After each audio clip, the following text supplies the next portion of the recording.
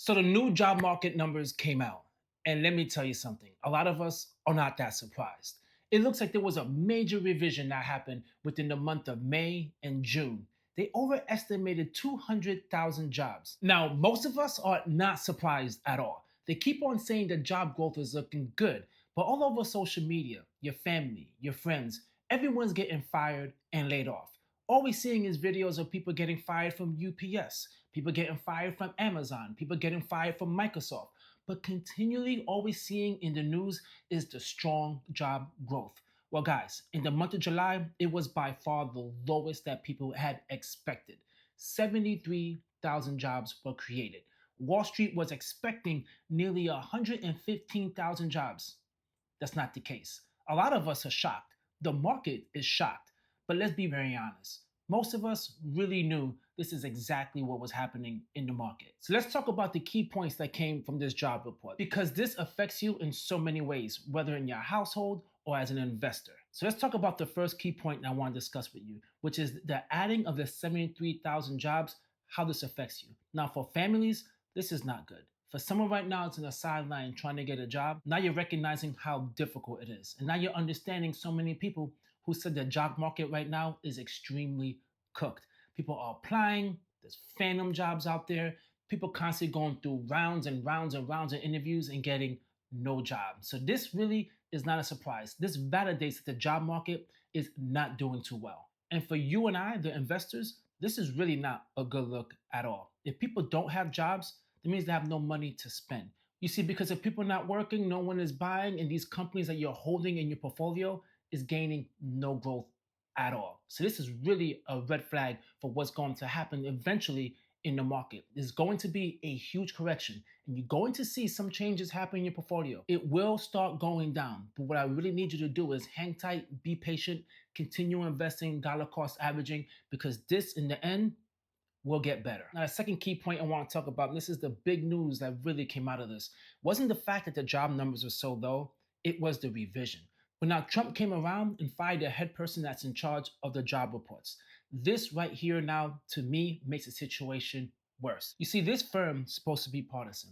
They're not political at all. They're not Democrats, not Republicans, none of that. And if you fire them, that gives signs to the market that the data is going to be manipulated. Some feels like it already has been manipulated, but now if you fire someone and put someone in place and all of a sudden the job numbers look great, that puts a lot of skepticism in the report. But for families out there that felt like, man, what's going on? Why things feel so tight right now?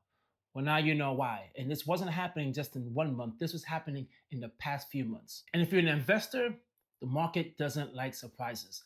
This is as big of a surprise as it gets. These kind of changes could lead to big swings in the stock market. Now, the third key point is the Feds now might be forced to cut the rates. And this is really not a good thing.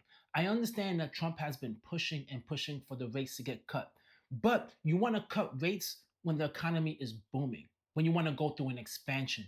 You don't want to cut rates when you're seeing job growth is low. You see, because lowering the rate helps out the stock market and the economy, but doing it based on those numbers and out of fear is not a good thing. Now, for families, that's going to be a good thing, right? If the rates do get cut, now you could be able to get that mortgage or get that car loan. And hopefully your credit card interest rates will drop. But let's be very honest, the ability to just borrow is not going to be good, especially if you do not have a job. We all want the job and we all want the increase in the wages. And for investors, yes, this might be a nice sign in the market in the short term. The stock prices might go up and you might see a nice little boost in your portfolio.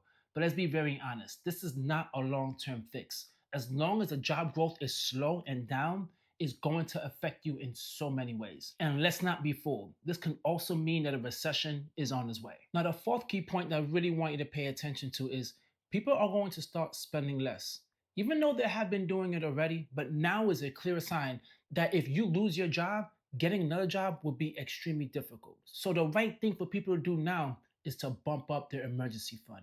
People going to cancel that vacation, cancel that wedding, cancel that big purchase, and just start saving and saving and saving. And if you have a society where everyone is saving and they're not spending, this is going to make the market respond even worse. So for families out there, be really, really careful with your spending. As you're seeing now, job security is not good. and you getting another job is not going to be easy.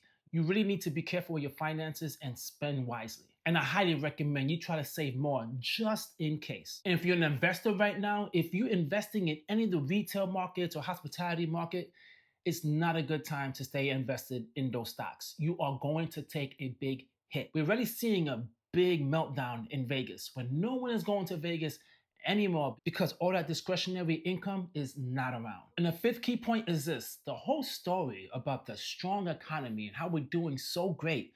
And for most of us, we were in this economy, it was like, it's not that great. Like, what's up with these numbers? Because nothing is adding up. Well, now we have our answer.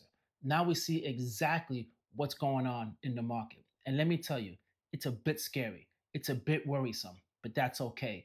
As long as you're saving and being smart with your money, you will be able to survive this. But you definitely have to be smart and be a step ahead and know you could lose your job at any moment. So you definitely need to be prepared. And for families out there, this is really important. Do not pay attention to the headlines.